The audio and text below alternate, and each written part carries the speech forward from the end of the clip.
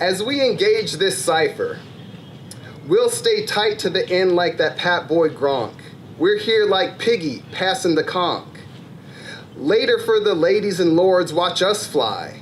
Now I'll pass it to Michael, my number one guy.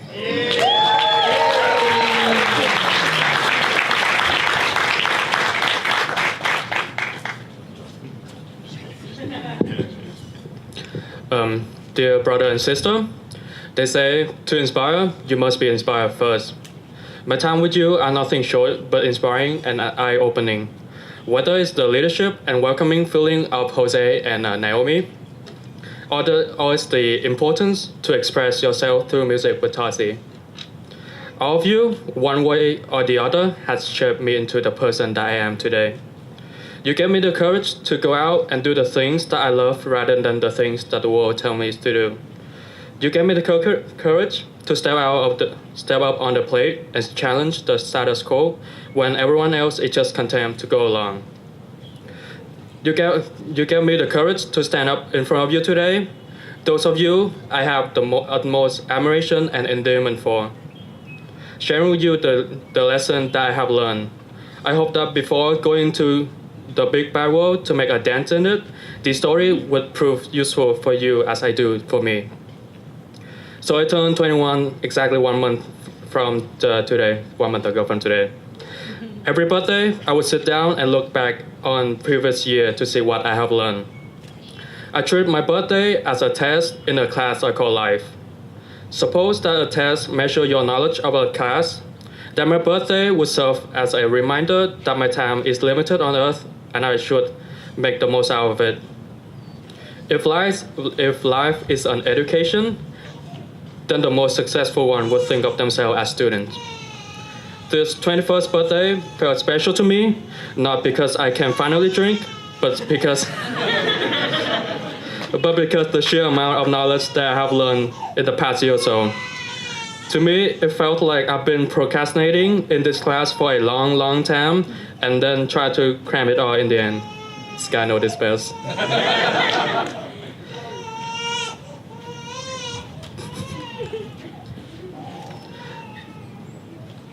I went from not knowing why I'm going to college and what I'm gonna do with my life to become fascinated with life itself and having a vision of how the world should be. I'm doing anything possible in my power to make my vision come true, including this speech. My vision is, I believe in a world where people are given the room and opportunity to be the best version of themselves, so that together we could build a better world together. The first story I would like to share with you is break out of your own world. Let me tell you a little bit about how my journey began. It started with La La Land, a fairy tale of the old musical grounded in the reality of the current days, taking the form of a love story between a pianist and an actress falling in love with each other while chasing their dream. The movie not only fueled my undying dream to learn how to play the piano, but also embraced the emotion that was brought up from the music. My favorite song from the movie is The Fool Who Dreams. It goes something like this. Not gonna sing it. A bit of madness is key to give us new colors to see. Who know where it will lead us, but that's why they need us. So bring on the rebels, the ripples from pebbles, the painter and poets and plays. And here's to the fools who dream, crazy as they may seem. Here's to the heart that breaks. Here's to the mess we make.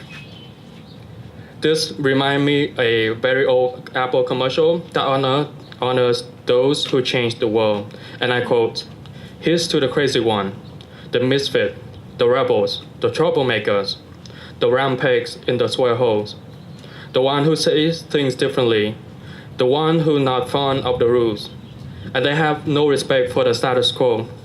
You can quote them, disagree with them, glorify or vilify them. About the only thing that you can do is ignore them. Because they change things. They push the human race forward. And while some may see them as the crazy one, we see genius. Because the people who are crazy enough to think they can change the world are the one who does." So I implore you, be the crazy one. Go out on your own journey. Every person's life is a journey toward themselves.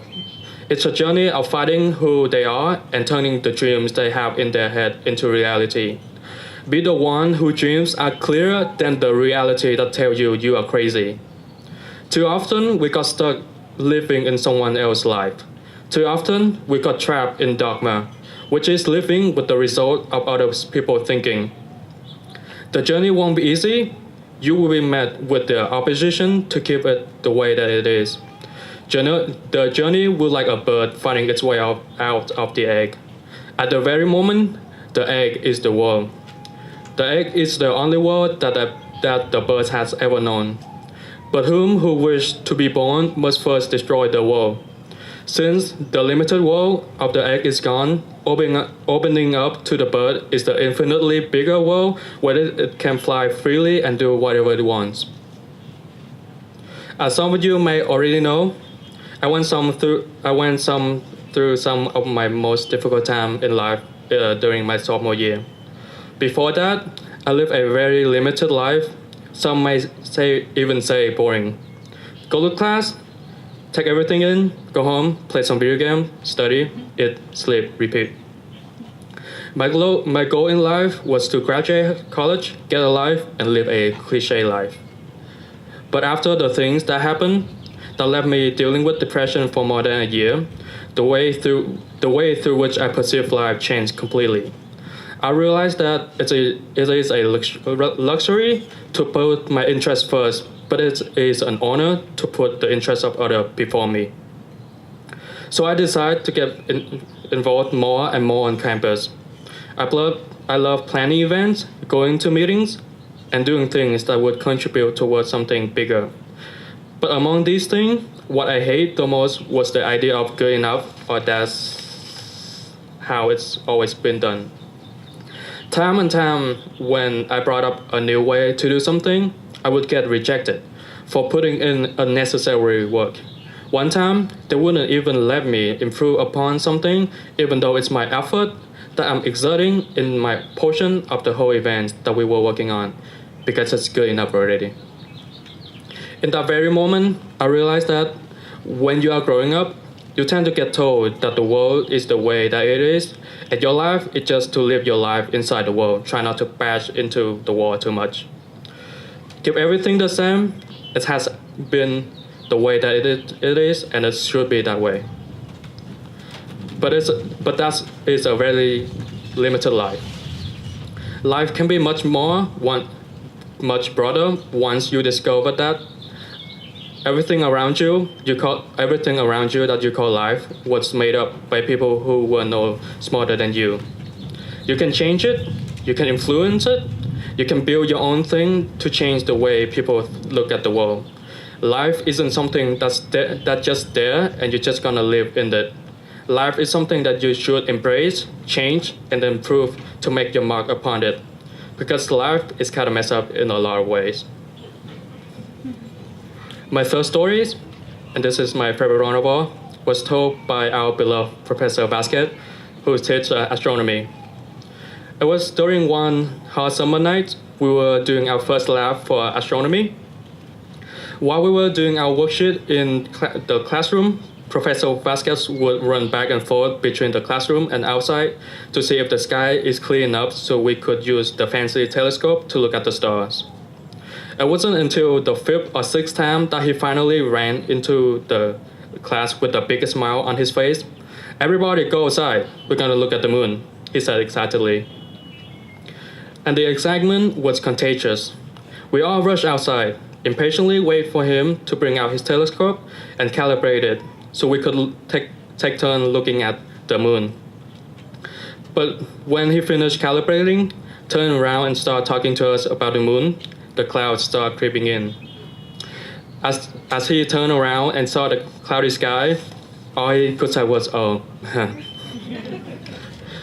He let us out early since we were outside already, still with a bright smile on his face.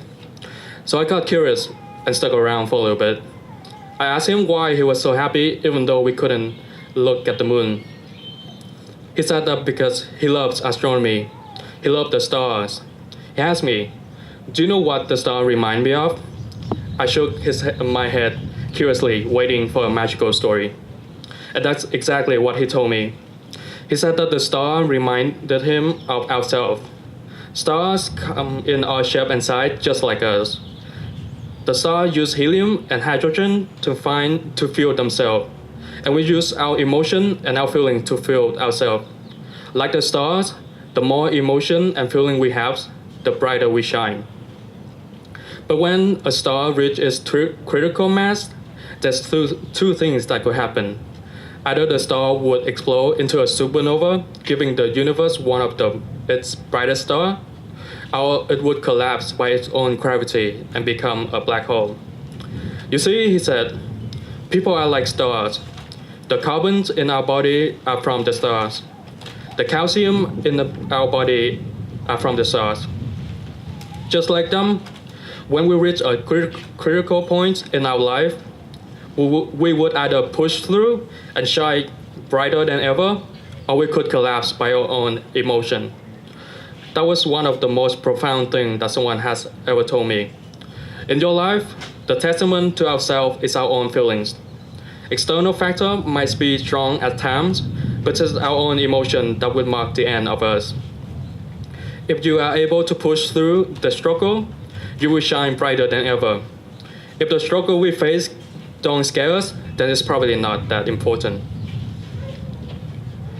I hope that you would go out, break out of your own world, start your journey. Don't settle with good enough, or that's how it's always been done, and shine bright like a supernova. Sincerely, Michael.